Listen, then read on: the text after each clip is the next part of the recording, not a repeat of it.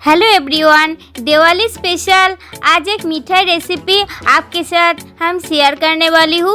और इस मिठाई रेसिपी तैयार करने के लिए ज़्यादातर 3-4 इंग्रेडिएंट्स की ज़रूरत पड़ती है और खाने में भी बहुत ही स्वादिष्ट होती है और खर्चा भी कम पड़ती है।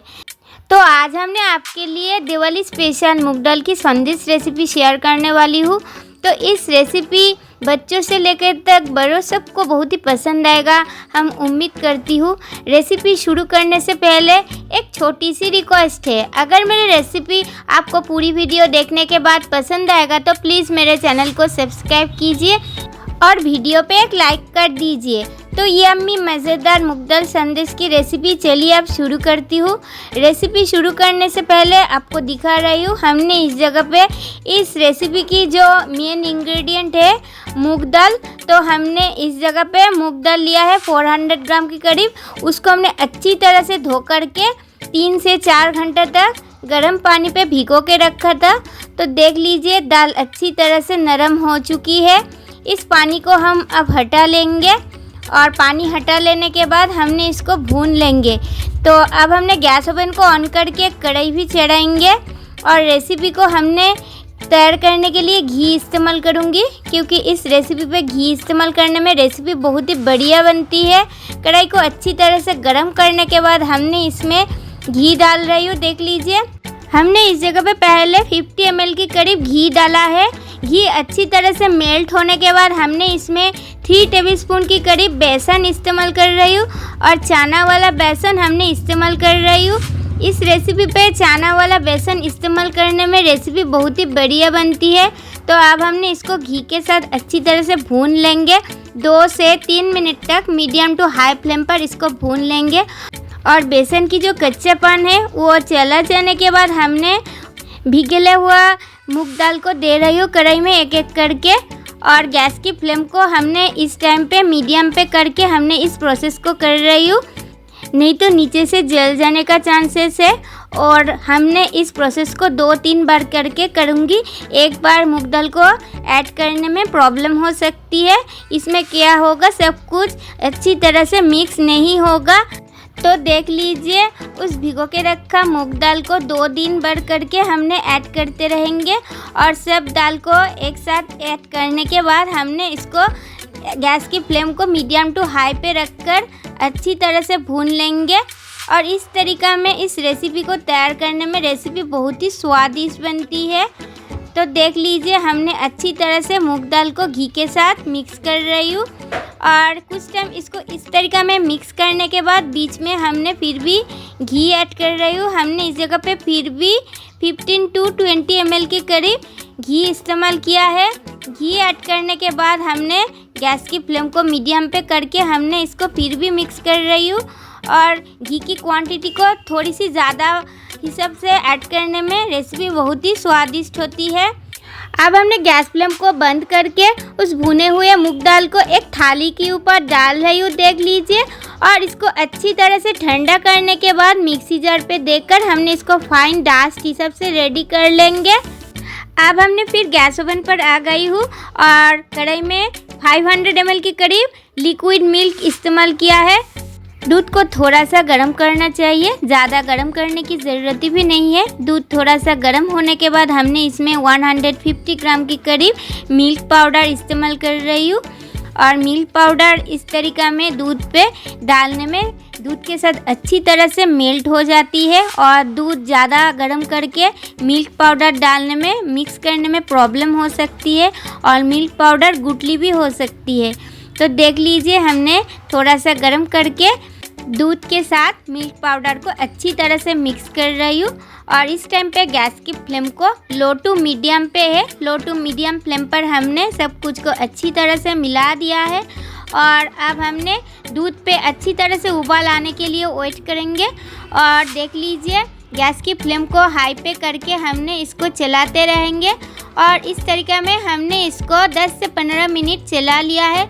फिर हमने इसमें 2 पिंच ऑरेंज फूड कलर को अच्छी तरह से हाफ लीटर के करीब दूध लेकर मिक्स करके उसको मिला रही हूँ। देख लीजिए दूध के साथ आप चाहे तो फूड कलर को पूरी तरह स्किप करके भी रेसिपी को कर सकते हैं, मगर देने में देखने में बहुत ही बढ़िया बनती है, बट स्वाद पे कोई भी फ़र्क नहीं पड़ती है। तो देख लीजिए फूड कलर को हमने आप दूध के साथ अच्छी तरह से मिक्स कर रही हूँ, और इसको अच्छी तरह से मिक्स करने के बाद हमने और इसको 2 से 3 मिनट तक चला लेंगे। फिर हमने मीठापन के लिए चीनी इस्तेमाल कर रही हूँ। पहले हमने इसमें 150 ग्राम के करीब चीनी इस्तेमाल किया है। चीनी इस्तेमाल करने के बाद दूध के साथ हमने इसको अच्छी तरह से मिक्स किया है, और ज़रूरत होगा तो फिर हमने इसमें चीनी ऐड करते रहेंगे बीच बीच में। हमने फिर भी 50 ग्राम के करीब चीनी इस्तेमाल किया है। चीनी को हमने आप दूध के साथ अच्छी तरह से मेल्ट कर लेंगे। गैस की फ्लेम को मीडियम टू हाई पे करके हमने इस प्रोसेस को करते रहेंगे।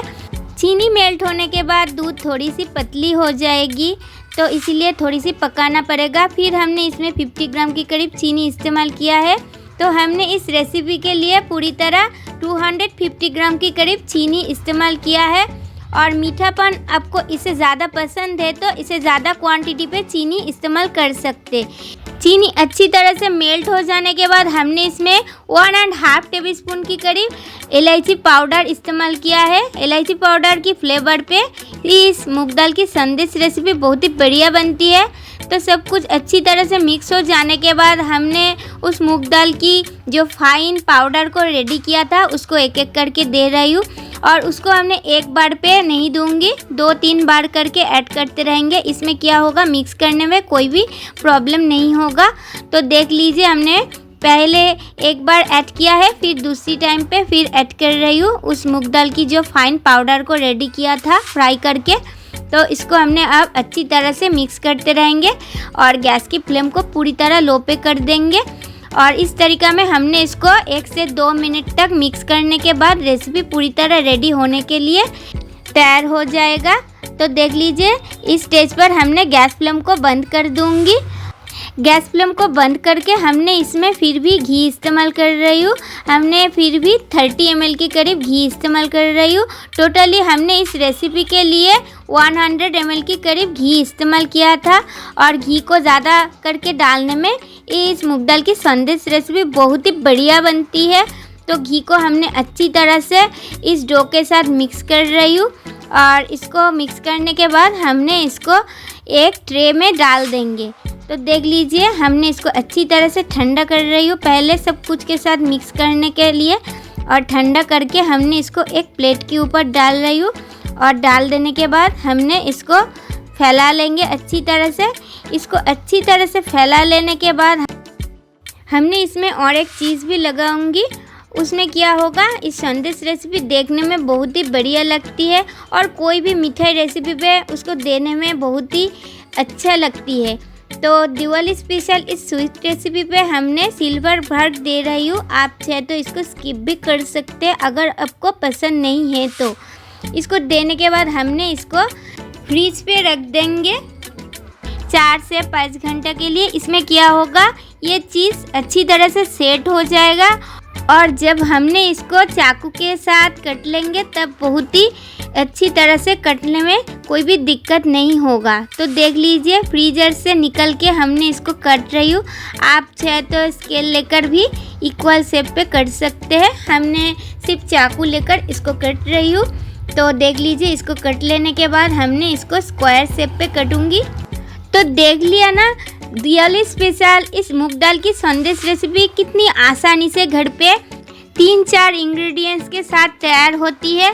और इस रेसिपी तैयार करने में ज़्यादा तक टाइम की भी ज़रूरत ही नहीं पड़ती है और खर्चा भी कम होती है। तो आज की दिवाली स्पेशल मूंग दाल की संदेश रेसिपी इस प्रोसेस पे अभी तक घर पर एक बार भी ट्राई नहीं किया है तो प्लीज़ एक बार ट्राई करके देख लीजिए। प्रॉमिस करके आपको कहती हूँ इस रेसिपी बच्चों से लेकर तक बड़ों सबको बहुत ही पसंद आएगा। लास्ट टाइम पे हमने इसके ऊपर थोड़ी सी चॉप्ड हुए आलमंड्स को दे रही हूँ। इसमें देखने में और खाने में बहुत ही बढ़िया लगेगी। तो आज की दिवाली स्पेशल मूंग दाल की संदेश रेसिपी आपको कैसी लगा कमेंट करके प्लीज़ बताइए कमेंट बॉक्स पे। आज की वीडियो ख़त्म करने से पहले आप सबको हैप्पी दिवाली। तो अगले दिन पर भी कोई नया रेसिपी लेकर आपके साथ फिर मिलूंगी। तब तक के लिए बाय बाय, टेक केयर।